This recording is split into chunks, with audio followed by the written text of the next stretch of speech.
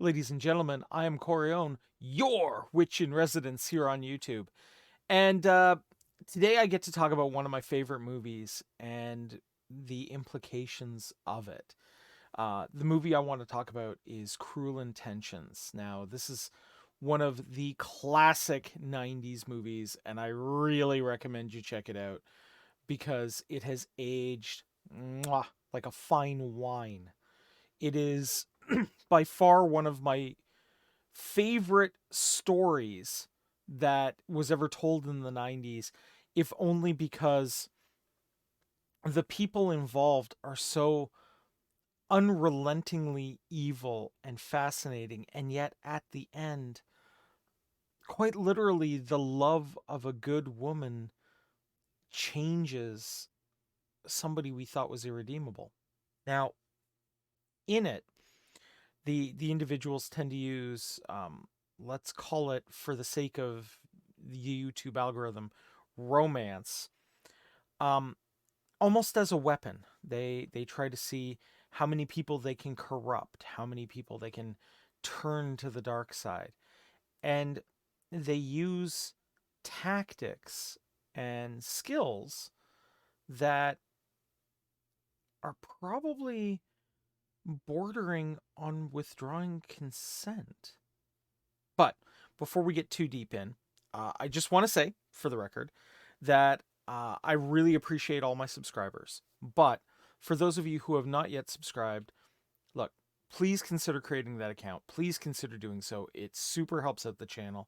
As well, guys, if you can throw a couple of watch hours my way, I am this close to getting monetized, and you guys would be really helpful. So, really help me out. I would appreciate it. Thank you. Now, on with the show. So, Cruel Intentions plays people, okay? That's the whole idea of this, is that instead of, giving people choices, they maneuver people into positions where they have no choice. Now, because they maneuver people into those positions, they gain power over them, which, when I think about it, has a lot to say about power, control, and really consent, because they're not, the people that are involved now don't get to make informed consent because they've been maneuvered this way, they've been played. And this actually boils down to an interesting discussion that I very rarely get to have outside of my Arcane Sanctum's classroom. And that's, well, gee, Mike, if love spells and magic like this is possible, why don't you just make anyone fall in love with you? And, I mean, there's this whole joke about me knowing the 14 words to make anyone fall in love with you and the 26 to make them go away without pain. But that's something I would never do. And here's why. Um, for me, consent is one of the most important things when it comes to a relationship. I don't care who you're romantically involved in, or how many's, or what. It really doesn't matter to me. What happens in your bedroom happens in your bedroom, and I shouldn't get a say in it, nor should I have the details of it unless you want me to have them. But my number one piece is that everybody involved needs to consent to that activity. Okay? Because otherwise, you know, not consenting, um, you may think is a loving relationship, but it's really the other thing. The other thing that I'm not going to say the word on YouTube because I one day would like to get monetized. So when I think about it that way, um, that's not a thing I could ever do, right? The ethics of it are so suspect that I don't think I could ever do it.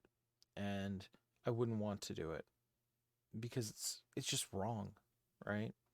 So with that in mind, um, I want you guys to consider that as well, right? I want you guys to consider, where your lines of permission are, Okay.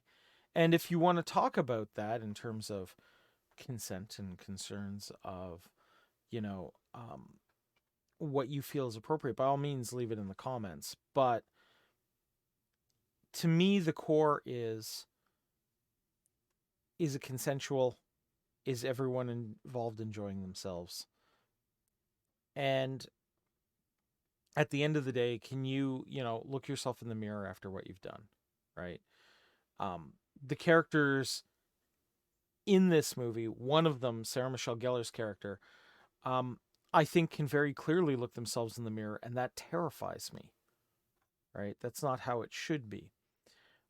I can look at, the character of Bastion in this, or Sebastian, and, you know, I don't, like, I think at the end, he felt he could look himself in the mirror, and that's ultimately what destroys him in a lot of ways, is his quote unquote sister couldn't comprehend a scenario where she had, where he had been redeemed, right? She needed someone just as terrible as he was. And, I think it's worth considering that, right?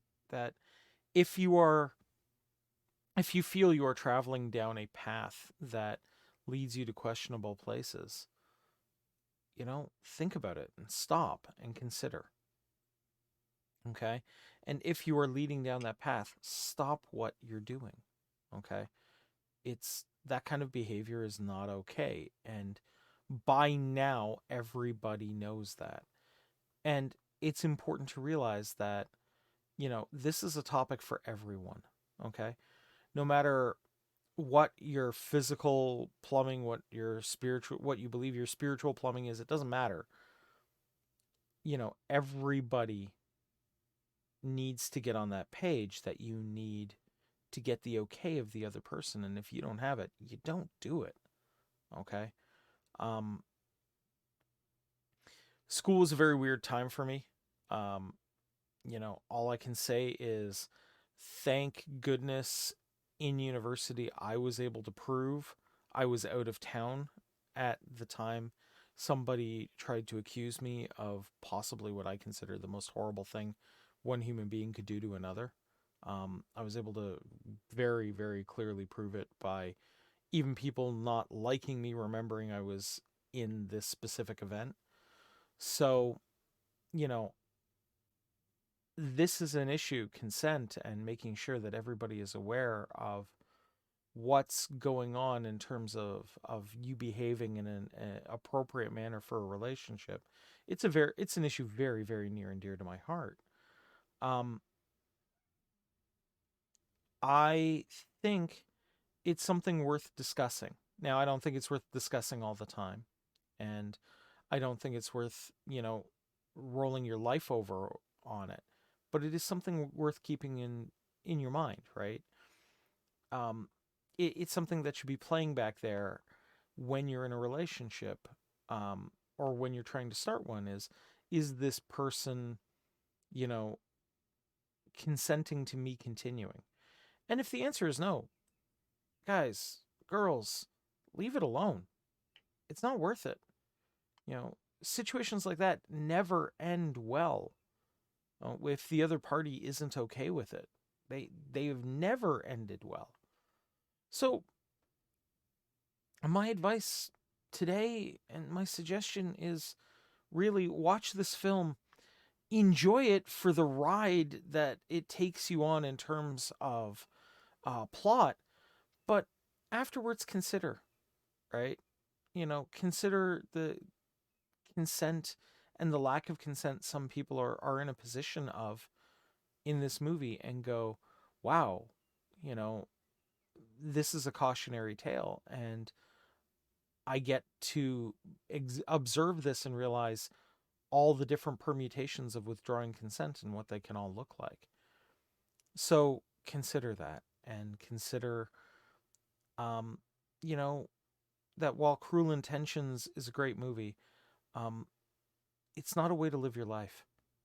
And there are a lot of young people and, people from my generation even that think that this is some sort of way to live your life, and it really isn't. So, think about it, right? Think about having good intentions, right? Because our intentions determine how we live our life. And in a lot of ways, that determines our reality. So, do you want to live in a reality of cruelty, or do you want to live in a reality of fun and enjoyment and peace of mind? Okay. Um, I started this channel to try to help the world become the better place that I know it's capable of being, right?